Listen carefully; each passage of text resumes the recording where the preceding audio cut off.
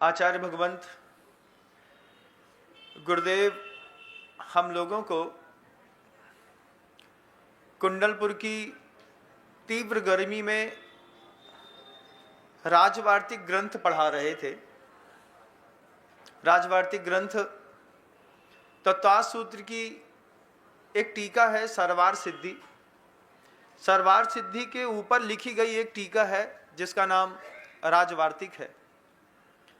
और गुरुवर राजवार्तिक पढ़ा रहे थे। पढ़ाते पढ़ाते सूत्र आया, हिंसा नतस्तेया ब्रह्म परिग्रहेभ्यो विरतिर व्रतम। पहले तो सूत्र बोला गुरुवर ने। सूत्र बोलने के बाद गुरुवर कहते हैं, कल्पना करके देखो, अगर व्रतम की जगह धनम लिखा होता तो क्या होता। हिंसा नतस्तेया ब्रह्म परिग्रहेभ्यो विरतिर धनम। फिर दूसरा शब्द गुरुजी ने लगाया। गुरुजी दूसरा शब्द लगा करके कहते हैं, दूसरे शब्द के साथ इस सूत्र को एक बार और देखो, हिंसा नतस्तेया ब्रह्म परिग्रहेभ्यो विरतिर सुखम। तो फिर धन और सुख प्राप्त करने के लिए क्या इस व्रत को दुनिया स्वीकार नहीं करती। लेकिन जैसे ही हम किसी भी नियम संयम अनुष्ठान के पीछे व्रत शब्द लगाते हैं तो इंसान व्रती से भागता है। व्रत से भागने की एक आदत बना ली है, लेकिन धन से और सुख से भागने की आदत हमारी आपकी नहीं है। हम धन चाहते हैं, हम सुख चाहते हैं, लेकिन हम व्रत ग्रहण करना नहीं चाहते। आचार्य भगवंत कुंडलपुर में आज भी मुझे याद है, पुरानी ज्ञान साधना केंद्र आपने अगर स्मृति में हो तो बाहर बैठते थे दलान पर। वहीं पर बैठ करके गुरुजी कहते हैं, हिंसा नतस्तेया ब्रह्म परिग्रहेभ्यो विरतिर सुखम। इस शब्द को अपने मन में ढारो। फिर गुरुजी कहते हैं कि ये जो सूत्र है, ये सबसे बड़ी दिक्कत ये हुई कि ये सूत्र जैन ग्रंथ के ग्रंथों में रह करके वहीं पर रखा रह गया, सार्वभौमिक नहीं हो पाया। अगर लोग अपने घर में, लोग अपने दुकानों में इसको लगा लेते, हिंसा नतस्तेया ब्रह्म परिग्रहेभ्यो विरतिर व्रतम, सुखम भी लिख देते और धनम भी लिख देते, तो ये व्रत सार्वभौमिक हो जाता। लेकिन आज काल की बलिहारी है कि जैन समाज के ग्रंथों के बीच में ये एक सूत्र रखा हुआ है। गुरुवर कहते हैं इस बात को कि ये सूत्र न जातिगत है, न ये सूत्र धर्मगत है, न ये सूत्र का काम परंपरा का निर्वाह करना है। इस सूत्र का काम है दुनिया भर के लोगों को समाधान देना। हिंसा कभी समाधान नहीं बनी बंधु। द्रव्य हिंसा कभी भी समाधान नहीं बनी, हिंसा समाधान बनी नहीं। झूठ कभी समाधान किसी के जीवन का बना नहीं। परिग्रह कभी किसी के जीवन का समाधान नहीं बन सकता बंधु। आप इस बात को बहुत गहराई पे जाकर के जब मैं ले जाने की कोशिश करूं और आप मेरे साथ चलने की कोशिश करें तो आपको दिखाई देगा। अभी मैं सुबह सुबह कासलीवाल जी का वो एक इंद्र भवन देख करके आ रहा हूं। मैंने सोने की कार देखी है, अंदर जाकर के तहखाना देखा, बड़ी बड़ी चीजें देखा वहां पे रखी हुई प्रतिमाएं कैसे इटली जा रही थी। और सेठ साहब ने अपनी संपत्ति खुद अपने दम पर कमाई थी। अपने दम पर कमाई हुई संपत्ति का उपभोग करके पूरा का पूरा जहाज मोड़ करके बंबई के पोर्ट में लगा करके और वहां पर उन प्रतिमाओं को स्थापित किया। आज गार्डन में रखी हुई एक एक प्रतिमा करोड़ों की है। वो संपत्ति ही आज अनुमान लगा रहा था, मैं सोच रहा था तो कम से कम 700-800 करोड़ रुपए की संपत्ति वहां पर पूर्वज छोड़ करके गए। लेकिन और भी बहुत कुछ देखने लायक है जो अभी दिखाई नहीं देता। संचय तो दिखाई देता है, संचय की अंतिम स्थिति भी देखना पड़ती है। अंतिम स्थिति क्या होगी? आज मैं हमेशा एक ही शब्द कहता हूं, आज खेल में हम हैं, कल हम नहीं होंगे तो क्या होगा? कल आप अपने घर के खेल में नहीं होंगे तो घर का क्या होगा? घर के अंदर दो लोग हैं, माता पिता हैं, दो लोग, अकाट्य संपत्ति है।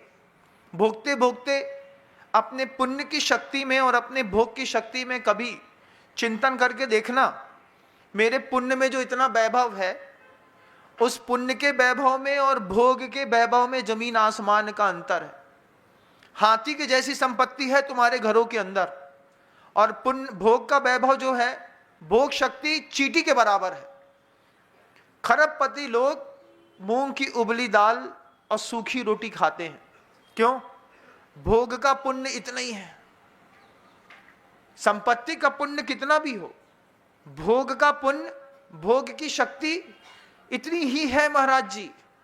इसमें अगर मिर्ची की छौंक का बघार भी छुप गया ना, तो रात भर शरीर में जलन होती है। भोग शक्ति से पुण्य की शक्ति को मिलाना पड़ता है, देखना पड़ता है, तौलना पड़ता है। एक हाथ इतना ऊंचा है, एक बिल्कुल जमीन पर पड़ा है, और वो भोग की शक्ति कब नष्ट हो जाए इसका भी कोई भरोसा नहीं। आचार्य भगवंत हम लोग को राजपार्थिक का सूत्र सिखा रहे थे, हिंसा नतस्ते या ब्रह्म परिग्रभ्यो विरतिर सुखम। घर के अंदर जो ये लोग रहते हैं, ये आप बताइए कि परिवार में ऐसा कौन सा दर्द है जो नहीं मिलता? ऐसा दुनिया का ऐसा कोई दर्द नहीं है जो आपको पड़ोसी देता है। ध्यान रखिएगा, दुनिया के सारे दर्द परिजनों से मिलते हैं। परिवार वाले ही दुनिया का हर एक दर्द पैदा करने में माहिर होते हैं, और उन्हीं के बीच में उन्हीं की चिंता करते हुए हम पूरी जिंदगी जीते हैं। गुरुजी क्या गजब के मौलिक चिंतन देते थे। आचार्य श्री जी ने हम लोगों से कहा, आज वो बात मैं आप लोगों से कह रहा हूं। बहुत से ऐसे ग्रंथों की बातें थी, कभी आप लोगों के बीच में प्रकाश में नहीं आई। आचार्य श्री जी ने हिंसा शब्द उठाया, और हिंसा शब्द का विपरीत, क्योंकि सूत्र कह रहा है हिंसा नतस्तेया ब्रह्म परिग्रहेभ्यो विरतिर, मतलब इसको छोड़ने पर सुख प्राप्त होता है, धन प्राप्त होता है, व्रत प्राप्त होते हैं। तो गृहस्थ को सुख कैसे मिलता है? इसके लिए आचार्य श्री जी ने हिंसा शब्द को द्रव्य क्षेत्र काल और भाव के साथ जोड़ दिया।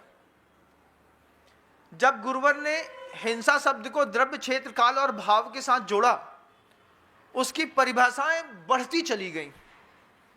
ग्रंथ नीचे रखा था, गुरुवर कहते हैं सोचो, हिंसा के 4 प्रकार करो। घर के अंदर द्रव्य हिंसा, क्या किया? उठा करके एक चांटा मार दिया, सामने वाले को थप्पड़ लग गया, 5 मिनट बाद भूल गया। द्रव्य हिंसा बहुत छोटी कही गुरुजी ने, किसी को धक्का दे देना, गिरा देना, मार देना, बहुत छोटी हिंसा हो गई, बहुत छोटी। लेकिन जब क्षेत्र हिंसा करते हैं, और द्रव्य हिंसा नहीं करी, क्षेत्र हिंसा कर दी। क्षेत्र हिंसा क्या कर दी? 2 भाई के बीच में 100 एकड़ की जमीन थी। 100 एकड़ की जमीन में दूसरे का क्षेत्र हमने हड़प लिया। पिता के टाइम पे विल लिख गई थी, आधी तुम्हारी आधी हमारी। जो तुम्हारी लिखी थी उसमें हम रहते थे। अब हम अटक गए इस बात में कि जो हमको मिली है वो तो हमारी है ही, लेकिन जिस मकान में मैं जन्म से रह रहा हूं ये मकान भी मेरा है। ऐसा होता है कि नहीं? करते हैं ना घर के अंदर, आप सब भी करते होंगे। संपत्ति का कितना भी बंटवारा हो जाए, मान लीजिए बड़े भैया किसी मकान में 3 मंजिल के मकान में रह रहे हैं और वो छोटे भाई के नाम पे आ गया, तो अब विवाद कोर्ट में किस बात का है कि बड़े भैया ने अपने हिस्से की प्रॉपर्टी तो ले ली, लेकिन जिस मकान में वो रह रहे थे वो मकान खाली नहीं कर रहे। क्षेत्र की हिंसा साधर्मी के साथ नहीं, सगे भाई के साथ करी। जब तुम सगे के सगे नहीं हुए तो दूसरे लोगों के क्या खाक सगे होगे? वही भाई है जिसको गोदी में खिलाया होगा, बचपन में उसको बचाया होगा, बचपन में उसका मुंह पोंछा होगा, उसको कपड़े पहनाए होंगे, बड़े होने के बाद उसी भाई का मकान हड़प लिया। क्षेत्र हिंसा, आप में से कई परिवार के लोग इसको करते हैं। वो क्षेत्र हिंसा कैसी हो गई, जिसको आगम ग्रंथों में परोपरोधाकरण भी कहते हैं। पर का अपरोध करने की एक क्रिया होती है जिससे हिंसा होती है। बस में करते होंगे ना, ट्रेन में करते थे, घुस नहीं पाए पहले से रुमाल फेंक दो, रुमाल फेंक के जे हमारी सीट है इतने हम ही बैठेंगे। अब भैया जब तक तुम बस में चढ़े तब दे उठा के रुमाल उन्हें कहीं और फेंक दो। बोले हमारा रुमाल था, तो रुमाल से पूछो, हमसे क्यों पूछ रहे हो, हम तो यहां पर बैठे हैं। क्षेत्र हिंसा, मैं आ गया हूं तुम्हें नहीं आने दूंगा। ये जो पर का अपरोध करने की जो क्रिया होती है, इस क्षेत्र हिंसा से घर बर्बाद होते चले जाते हैं। जब ईमानदारी के साथ वसीयत में लिखा था ये छोटे भाई का है, बड़े भाई को खाली कर देना चाहिए था, लेकिन बड़ा भाई छोटे भाई के मकान में आकर के लगातार बैठा रहा और कोर्ट में केस और डाल दिया कि ये तो हमारी है ही, ये मकान भी हमारा है। अभी छोटे से क्या कहेगा, तुम्हारा था ही क्या, तुमने पैदा ही क्या किया, जितनी मेहनत करी हमने करी, निकलो यहां से बाहर। ये आदमी की हिंसा कराने में द्रव्य हिंसा से बड़ी होती है क्षेत्र हिंसा। इस क्षेत्र हिंसा के चक्कर में महाभारत हुई थी, आप भूल गए। 18 अक्षौणी सेना क्यों मारी गई, क्षेत्र हिंसा के कारण। दुर्योधन से कहा था कृष्ण ने जाकर के 5 गांव दे दे, बस इस 5 गांव में रह लेंगे। इस 5 गांव भी उसको देने का नहीं बना। उस 5 गांव में कृष्ण जी ने दिल्ली भी मांगी थी। इंद्रप्रस्थ कहते थे, इंद्रप्रस्थ के और उसके आसपास का बागपत है, इंद्रप्रस्थ है, ऐसे वहीं वहीं के 5 गांव मांगे थे। और उस 5 गांव में 5 भाई को संतुष्ट कर देंगे, दुर्योधन का पूरा भारत था। उसके बाद भी 5 गांव नहीं दिए। क्षेत्र हिंसा के घर के कारण घर में महाभारत हुई, उस वक्त भी और इस वक्त भी। अगर आपको मेरी वीडियो अच्छी लगती है तो प्लीज़ मेरे चैनल को लाइक करें, शेयर करें और सब्सक्राइब करें। Thank you.